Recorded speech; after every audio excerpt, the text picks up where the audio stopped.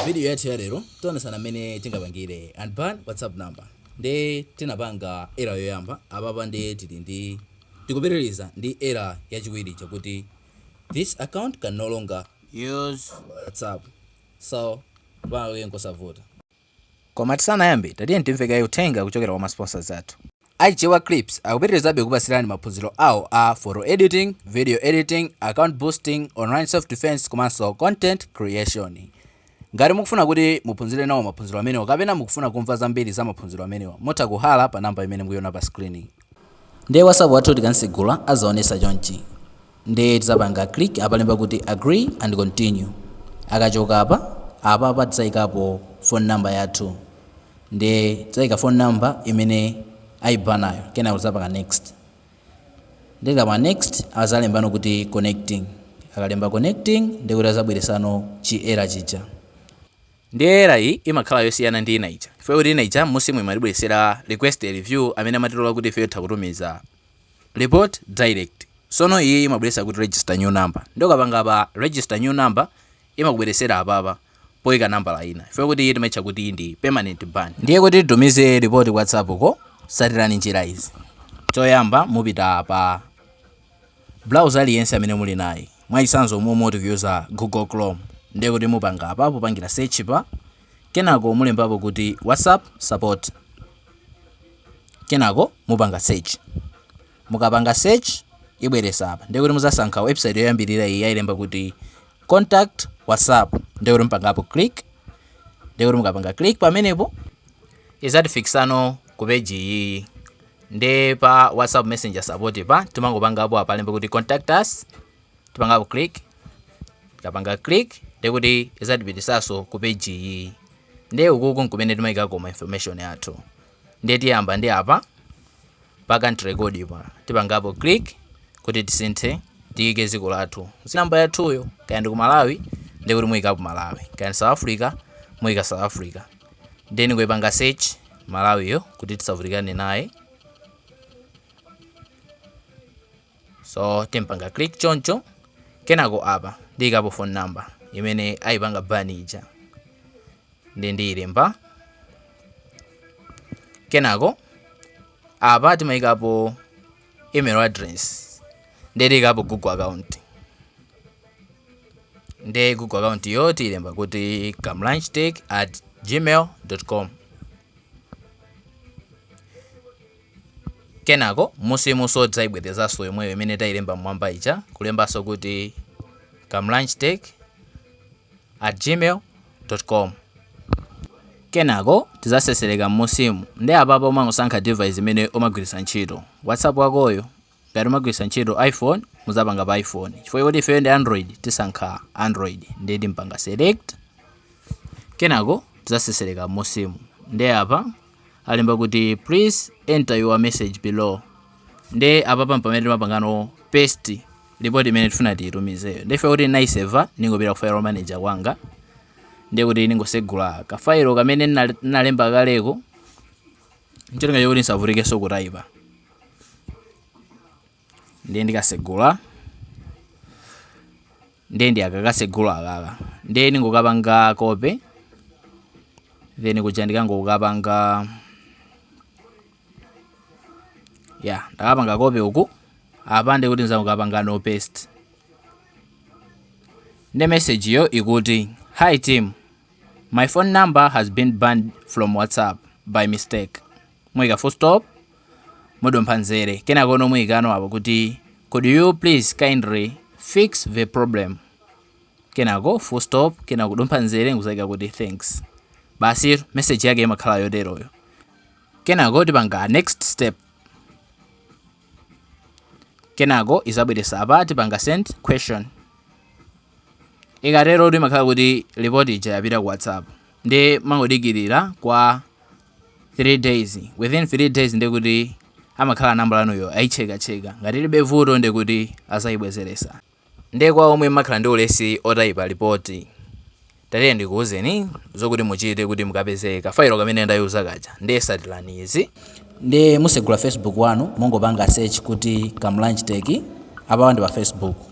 Ndi mpanga search mupita page yomwe ili pamwambayi muyipanga click,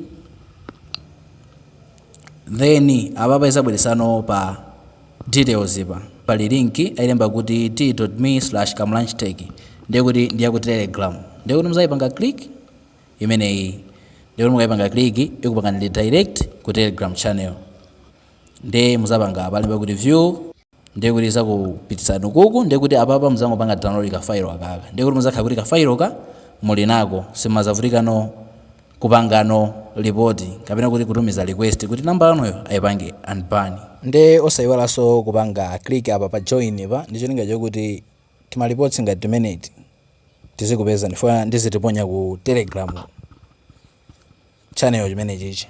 Nde izizi kuti zisachitikeso tatiye ndikupase nino malamulo amene amafuna kuti ifeyo tiziyasatira kuti namba yathuyo asayibaneso, ndicho ninga chokuti ngati timapanga tisiye kuti namba yathuyo ikhale safe.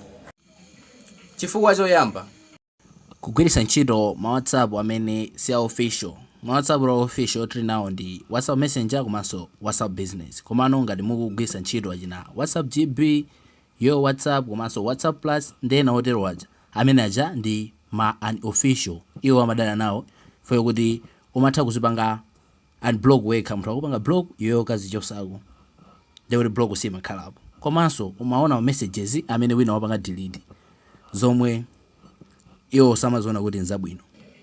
Chifukwa cha number 2 kutumiza zima messages zambirimbiri kwa anthu amene iwo sanakupangeni save, kumwe angotumiza random, ena atu amatha kutumiza kaya ndi zima advert kwa ma contacts amene iwo ayinakewo sana save yayi. Nde izizinso zimapangisa kuti WhatsApp akupangeni ban. Chifukwa cha number 3 kupanga create zima group zambirimbiri endi anthu amene ukapanga add imene momo ndi anthuso amene sana kusave. Izinso zizapangisa kuti namba lanu yaibane. Make sure kuti mukamapanga add anthu ma group muzikhala kuti anthuwo iwo anakusevani, osati kungotenga kumango aseva veni noyo kumango wapanga add iwo azikhala kuti so anakusevani, zimaoneka ngati kuti mwina mwauzana. Komano kumango panga add aliyense zimaoneka ngati kuti mwina mufuna kuwabera kapena mukwanamiza. Chifukwa cha number 4 WhatsApp account yanuyo kupangidwa report ndi anthu ambirimbiri, mwina mukasowesa mtendere ndi anthu amatha kupangani report account yanuyo kuti account imene kuti sowesa mtendere, apo ayi anthu kumakublock ndi WhatsApp paja. Ena tumakhala kuti simucheza bwino, mumatumiza zinthu zosakhala bwino ndi anthu amangopangani block, ndi akazakhala kuti anthu ambiri akupangani block, izinso zizapangisa kuti WhatsApp abwerese kabani kamene kaka, ndicho linga chokuti account yanuyo ayiwunikireso.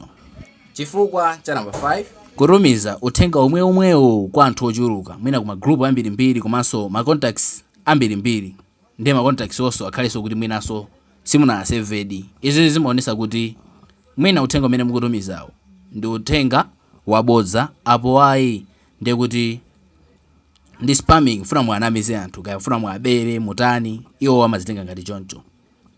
Nde zimene zinso zapangisa kuti namba yanuyo azayipange bani. Nde uthenga tikamatumiza make sure kuti usamakhale mwina ofananafanana. Chifukwa cha number 6 kutumiza zinthu zimene zimapanga violate ma laws a WhatsApp, ndi zinthu zimene zili ngati mauthenga aboza. Anthu ena ati matumiza mauthenga aboza kwa anthu osiyanasiyana, ndi makamaka anthu akhale kuti ndi oziwika. Izi zimapangisa kuti iwo akupange detect mwacha kuti uthenga umene mukutumiza ndi waboza. Ndi sikuti tupali uthenga waboza okha, paliso kutumiza zinthu zolaula zimene zisonzo kuti WhatsApp amadana nazo. Ena chabwino mmatumiza kwano mwina iwo sana kuzindikireni, kwa akazakuzindikirani azakubwereserani kayi kabani kamene ka temporary.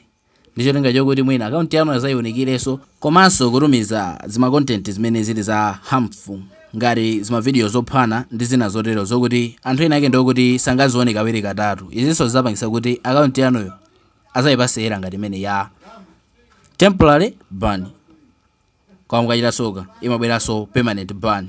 Chifukwa cha namba 7 kugwiritsa ntchito ma bots. Ndene za ma bots ndi tima application timene timapanga zinthu tokha malo mwa ifeyo, ndi timapezeka kuti tikupanga zinthu mwa automatic. Iweyo mathango isiya phone iyo kumagwirira ntchito, kaya tizidaba messages, kaya mwina kupanga share mauthenga osiyana-siyana. Ndi zimene ziso zimapangisa kuti WhatsApp akubaneni foyo kuti amadana nazo. Ndi zifukwa zimene ndabwera nazo ndi zimene ngati timapanga chimodzi mwa icho ndi account yathu ikumabanidwa, tichepese zinthu ngati zimenezi. Ndiye kumbukirani kuti sinthawi zonse zimene WhatsApp angazakupaneni foye kuti mwaphwanya malamulo.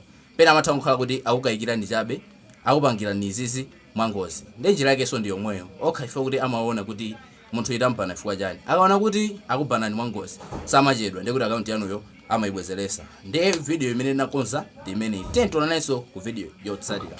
Ngati sinapange subscribe tipange. Ndipo ngati tili ndi funso lililonse limene likutisowesa mtendere, tifunse popanga comment.